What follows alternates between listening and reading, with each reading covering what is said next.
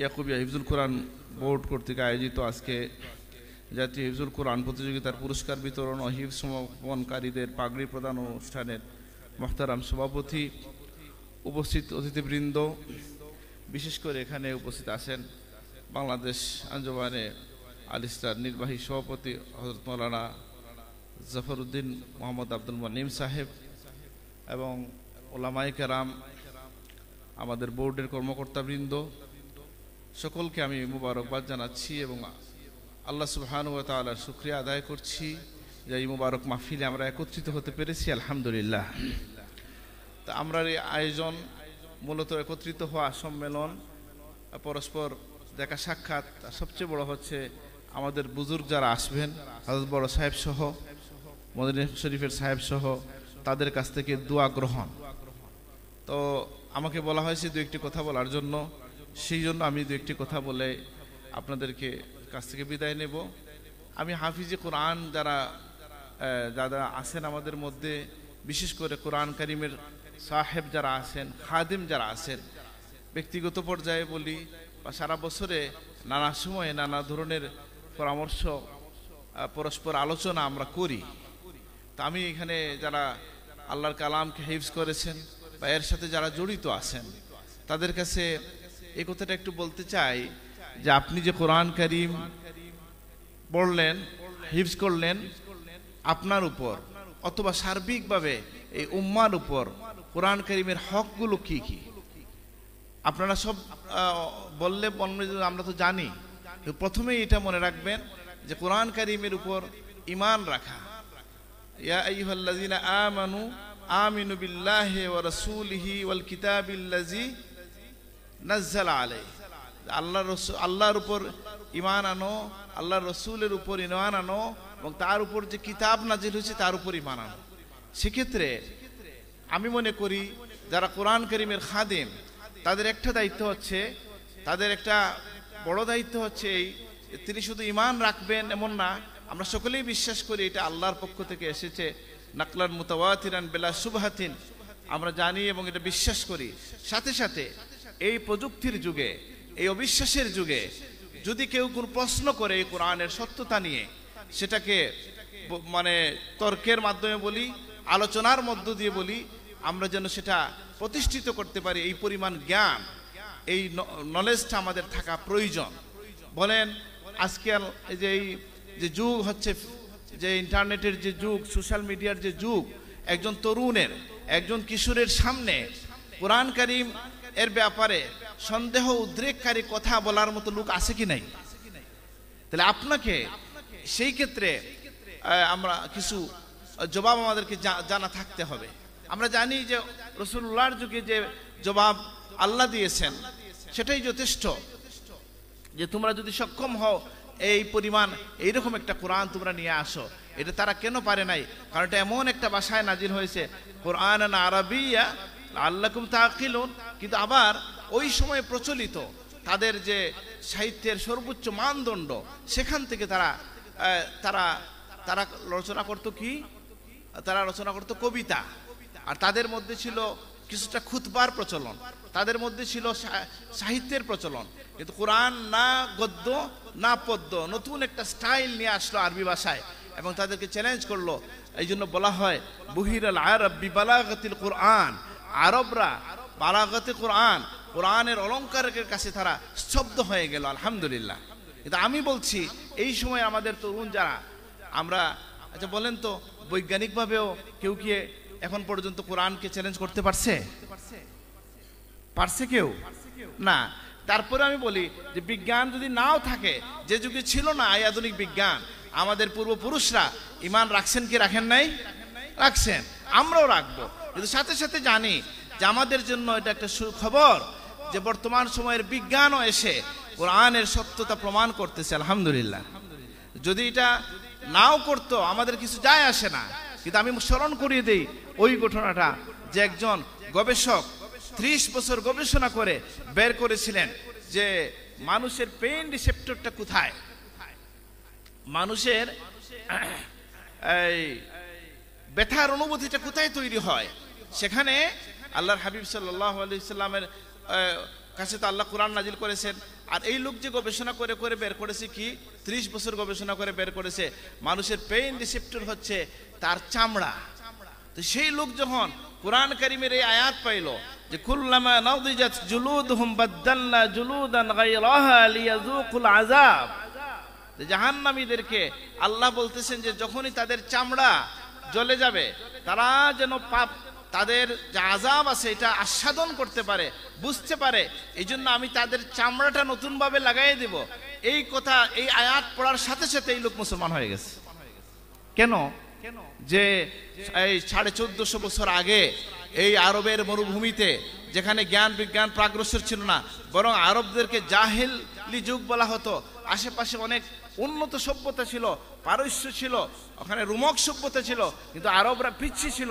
সেই আরবের মরুভূমিতে যিনি যার কোনো শিক্ষক নাই, দুনিয়ার কোনো শিক্ষক নাই, সরাসরি আল্লাহ যার শিক্ষক, যা কারো কাছে পড়েন নাই, তিনি এই কথা কোনোভাবে বলার সুযোগ নাই, নিশ্চয়ই এটা উর্দু জগৎ থেকে এসেছে। সুতরাং ইমানের এই জায়গাটায় আমরা যেন শক্ত থাকি দলিলের দিক থেকে, এবং আমরা বুরহান দলিল যেটাই বলেন হুজ্জা আমাদের এটা ধারণ করতে হবে। বিশেষ করে যারা হাফিজে কোরআন আছেন, গ্রামে গঞ্জে সাধারণ মানুষের মধ্যে এরকম মানুষ পাবেন। আমাকে এক লোক গাড়ির মধ্যে বলছিল এই যে হুজুররা ফু দেন কি লাভ হয়, বুঝলেন? কোরআন শিফা কিনা, কোরআনে কাজ হয় কিনা? হয়তো। কারণ এটা আপনি কিভাবে ইয়ে করবেন কোরআন থেকে শিফা? বলে প্রথমে আপনি ঈমান রাখেন এবং আপনি সেই গুণ অর্জন করেন এবং নিজেকে দিয়ে আপনি যাচাই করেন। আল্লাহর হাবিব কোরআন কারীমকে দ্বারা শিফা নেওয়ার জন্য বলেছেন। সূরা ফাতিহার কথা আছে, ফালাক নাসের কথা আছে, এবং ওই ঐতিহাসিক ঘটনাগুলো আছে।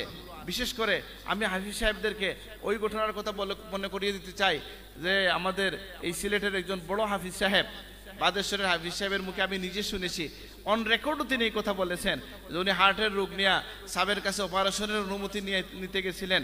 সাব বলছেন তুমি অপারেশন কেন করবা, তোমার সাথেই তো চিকিৎসা আছে, তুমি কি এই আয়াত পড়তে পারো না?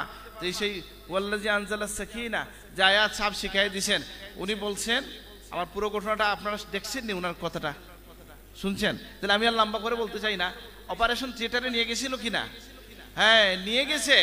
আমার যতটুকু মনে পড়ে সরাসরি উনি আমাকে বলছেন যে ওখানে গিয়া ওনাকে তারা কি করছে, যে বলতেছে চেক করে চিন্তা করে পরস্পর কথা বলে। তিনি জিজ্ঞেস করছেন কি হয়েছে, তুমি কি এর মধ্যে কোনো কাজ করছো, কোনো ঔষধ টষধ খাইছো? তিনি বলছেন না, এরকম কিছু তো না। বলে আমরা তোমাকে তো অনেক টেস্ট করে মাসের পর মাসে টেস্ট করে আজকে তোমাকে অপারেশনের প্লেটে নিয়ে এসে এখন দেখি তোমার এই রোগটা তো আর নাই। তাহলে এই যে বিশ্বাসের জায়গা এবং আমলের জায়গাটা যেন আমরা তাদাউই যেটা আছে, ইস্তেশফা বিল কোরআন যেটা আছে, সেটা আপনি নিজে গ্রহণ করবেন। এই নিয়ামত আপনি পেয়েছেন, আপনি সমাজকে সেই নিয়ামত দান করবেন। আল্লাহ আমাদেরকে তৌফিক দান করুন, আমিন। আর আমি যেটা বলছিলাম, আমি ছাত্র বয়সী ছিলাম, ওটা নিয়ে আমি লম্বা কথা বলতে চাই না, আমি অল্প সময়ের মধ্যে শেষ করতে হবে, 5-7 মিনিটের মধ্যে। যে বলছিলাম, আমাকে যখন বলছিল ওই লোক, তখন তো আমি মানে ছাত্র ছিলাম, কোনো জবাব দিতে পারে নাই। সেই জবাবটা আপনাদেরকে আমি শিখিয়ে দিতে চাই যে আমাদের সিলসিলার এক বুজুর্গের কাছে শোনা যায়, তৎকালীন সময়ের একজন বড় চিকিৎসক এসে বলছিলেন যে হুজুর আপনাকে মানি, কোরআন মানি, দিন মানি, আল্লাহ রসুলকে মানি, কিন্তু এইটা পরে বুঝলাম না, এক লোকের শরীরের মধ্যে হয়েছে রোগ, আপনি দিলেন ফু আর ভালো হয়ে যাবে, এটা কিভাবে হয়? তিনি কি বলছেন? তিনি বলছেন যে তোমার মতো বলো এই কথা বুঝবা না, বুঝেন নাই? এই কথা এত লোকের সামনে বলার কারণে এই লোকের চোখে পানি চলে আসছে, শরীরটা ঘেমে গেছে। তিনি বলছেন শোনো, আমার মতো একজন মানুষের একটা ছোট গালির কারণে তোমার মধ্যে যদি প্রভাব হইল, তাহলে কোরআন কারীম আল্লাহর বাণী, উনি যখন বলছেন তাকে একটা খারাপ কথা, সে রেগে গেছে কিনা, শরীরের মধ্যে প্রভাব হয়েছে কিনা?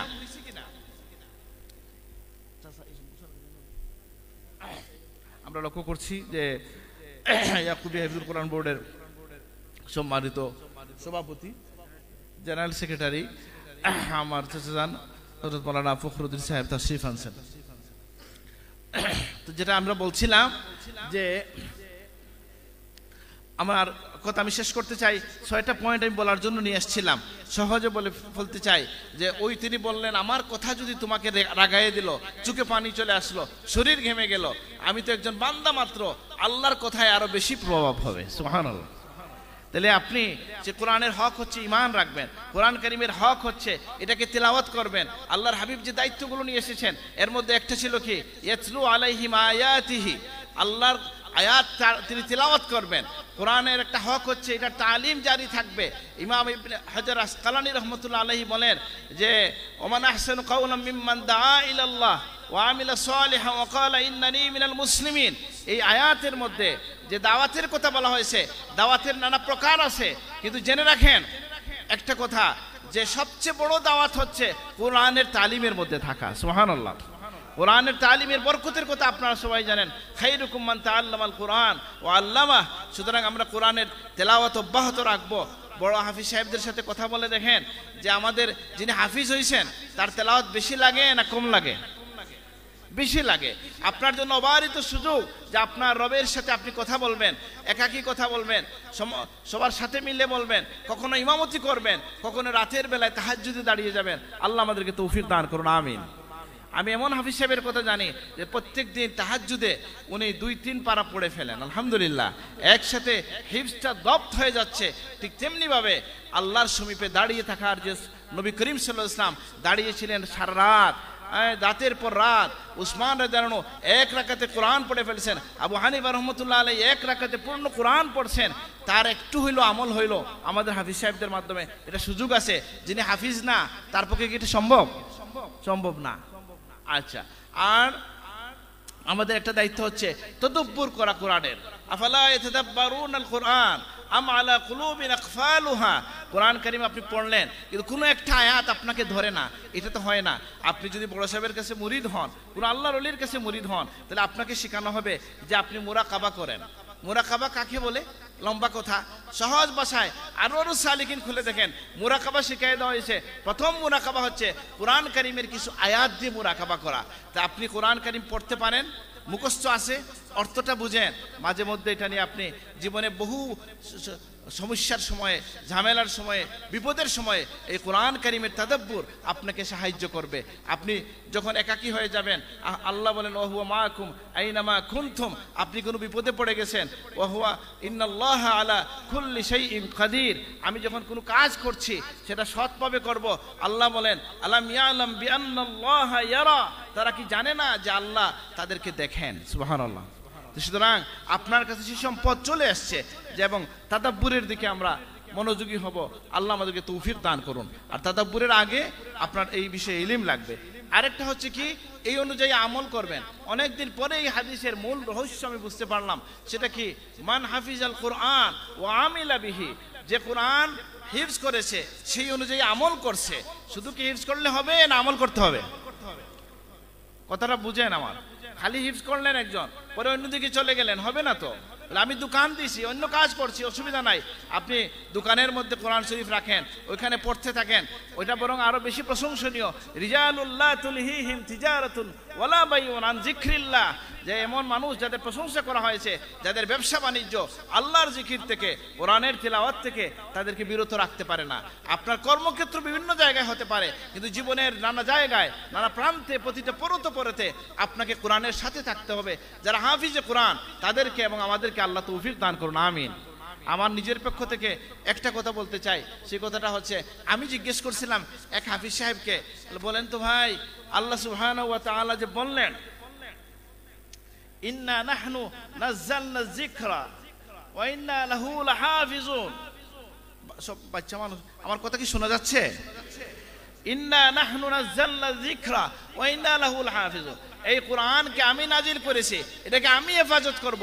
আমি জিজ্ঞেস করি আল্লাহ হেফাজত করার মাধ্যমটা কি, প্রধান মাধ্যম কি? আপনারা সবাই জানেন যে হাফিজে কোরআনদের পক্ষ হচ্ছে আল্লাহর রক্ষা করার প্রধান মাধ্যম।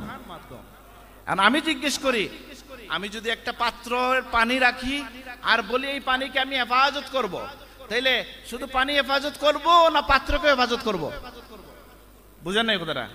তাহলে আমি তো বলবো প্রত্যেক হাফিজে কোরআনকে, কোরআনের ধারককে, সাহিবুল কোরআনকে সম্মানের জীবন দেওয়ার দায়িত্ব আল্লাহ সুবহানাহু ওয়া তাআলা। তাহলে কিভাবে আমরা যেন এটা সত্যিকারেই ধরে রাখতে পারি। যদি সত্যিকারেই আপনি কোরআনকে ধরে রাখেন, হযরত সাহেব কবিলা বলছেন, আমার উস্তাদ রইসুল কুর আহমদ হেজাজি মক্কি রহমতুল্লাহ আলাইহি বলছেন, যার মধ্যে দুইটা গুণ আছে সে জীবনে তার মাথা নিচু হবে না, আল্লাহ তাকে ইজ্জতের জিন্দগি দান করবেন। একটা হচ্ছে শুদ্ধ কোরআন, হুব্বে রাসূল। সুতরাং আপনারা শুদ্ধ কোরআন পেয়েছেন, পীর ও মুর্শিদের কাছ থেকে হুব্বে রাসূলের পতাকা পেয়েছেন, এখন আপনার দুনিয়া জয়ের মুহূর্ত চলে আসছে, আলহামদুলিল্লাহ। আর কি হক হচ্ছে আমল করা। একটা হচ্ছে, এটা অনেক লম্বা কথা, এটা নিয়ে বাংলাদেশে অনেক কথা হচ্ছে, রাজনীতি হচ্ছে। কোরআনের আইন বাস্তবায়ন করা, আপনারা একমত আছেন কিনা? কোরআনের আইন বাস্তবায়ন করা, কোরআনের আইনকে মেনে নেওয়া, এবং কোরআনের আইন যে সর্বোচ্চ আইন, এটার কোনো বিকল্প নাই, এটা ঈমান রাখা, এটার চেষ্টা করা। এখন প্রশ্ন হচ্ছে যে এটা কিভাবে হবে, এটা নিয়ে প্রশ্ন আছে। আমরা প্রথমেই বলবো, এখানে আমরা যারা আছি, আমরা কি কেউ ক্ষমতায় আছি? তাহলে আপনি কিভাবে ক্ষমতা করবেন, বাস্তবায়ন করবেন? বলে যারা ক্ষমতায় আছে, এই আয়াত তাদের জন্য। বলে ক্ষমতায় বসায় কারা? জনগণ। বলে জনগণ যাদেরকে বসায় তাদের তো আপনি যদি কাউকে ভোট দেন তাহলে সঠিক লোককেই দিতে হবে, এটাই কথা। প্রশ্ন হচ্ছে যেটা কি গণতান্ত্রিক ভোটাভুটির মাধ্যমে হবে না কোন পদ্ধতিতে হবে? আমরা আমাদের বিবেচনায় পৃথিবীর ইতিহাস থেকে যেটা দেখি, এখন পর্যন্ত গণতান্ত্রিক ভোটাভুটির মধ্য দিয়া কেউ যেতে পারে নাই, গেলে টিকতে পারে নাই, এবং আসলে সম্ভব কিনা এটা প্রশ্ন সাপেক্ষ। কারণ আপনি যখন গেলেন, সারা জীবনের জন্য যাবেন না 5 বছরের জন্য যাবেন? তাহলে 5 বছর আসলেন আপনি আল্লাহর আইন নিয়ে, বাকি 5 বছর কি হবে? সেই জন্য আল্লাহর ওলিদের একটা পথ হচ্ছে যে ক্ষমতায় যারা আছে তাদেরকে দাওয়াতি পদ্ধতির মধ্য দিয়ে হইলেও, তাদের সাথে সম্পর্ক তৈরির মধ্য দিয়ে হইলেও আমরা যেন দ্বীনি আহকাম, দ্বীনি কাজগুলোকে আমরা কি করব, আহকামগুলোকে বাস্তবায়নের আমরা চেষ্টা করব, যেটা আল্লাহর ওলিরা যুগে যুগে করেছেন। বাংলাদেশের প্রেক্ষাপটে সময়ে সময়ে দেখা গেছে যখনই কোনো আইনগত বিষয় আসছে, আল্লাহর ওলিরা সুযোগ নিয়েছেন এবং তারা পরামর্শ দেওয়ার মধ্য দিয়া মানুষ আমাদের শাসকদেরকে ইসলামী আইনের ব্যাপারে উৎসাহিত করেছেন। যার যার জায়গা থেকে আমরা এই চেষ্টা করব, আল্লাহ আমাদেরকে তৌফিক দান করুন। আরেকটা হচ্ছে যে আপনার ব্যক্তিগত জীবনে তো আইনের অনেক জায়গা আছে, নামাজ কায়েম করো, এটা তো আল্লাহর আইন। আল্লাহর আইন কিনা? মিথ্যা বলো না, সুদ খাইও না, এগুলো তো আল্লাহর আইন। যেটা আপনার ব্যক্তিগত জীবনে সম্ভব সেটা তো আপনি করে ফেলবেন, আল্লাহ তৌফিক দান করুন। আর আমরা শেষ কথা বলছিলাম, যেটা থেকে শিফা নেওয়া, কোরআনকে সাথে আদব রক্ষা করা, লা ইয়ামাসসুহু ইল্লাল মুতাহহারুন, পবিত্র ছাড়া কেউ এটাকে স্পর্শ করবে না। লা ইয়ামাসসুল কুরআন ইল্লা তাহির, রাসূলুল্লাহ বলেছেন পবিত্র ছাড়া কেউ কোরআন ছুবে না। কোরআনের সাথে আদব রক্ষা করা, এই হকের কথা আমি 6-7টা হক লিখে নিয়ে আসছিলাম।